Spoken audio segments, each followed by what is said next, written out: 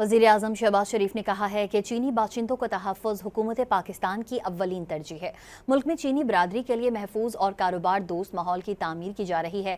पाकिस्तानी मईशत में चीनी कंपनीज का एतमाद माशी मुस्तकबिल के लिए इंतहाई अहम है। इस्लामाबाद में वज़ीर-ए-आज़म शहबाज शरीफ की ज़ेर सदारत मुल्क में चीनी बाशिंदों की सिक्योरिटी इंतज़ामात के हवाले से जायज़ा इजलास मुनक़्क़िद हुआ।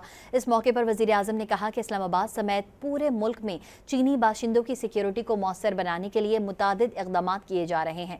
पूरे मुल्क में आलमी मयार के मुताबिक सेफ सिटी मंसूबे तामीर किए जा रहे हैं। उन्होंने मजीद कहा कि चीनी पाकिस्तान इक़्तिसादी राहदारी अब अपने दूसरे मरहले में दाखिल हो रही है, जिसमें दोनों ममालिक के माबैन बिजनेस टू बिजनेस तर्ज पर मामला तय किए जाएंगे।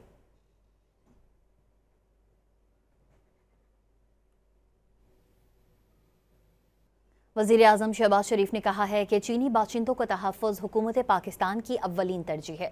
मुल्क में चीनी बरादरी के लिए महफूज और कारोबार दोस्त माहौल की तामीर की जा रही है। पाकिस्तानी मईशत में चीनी कंपनीज का एतमाद माशी मुस्तकबिल के लिए इंतहाई अहम है।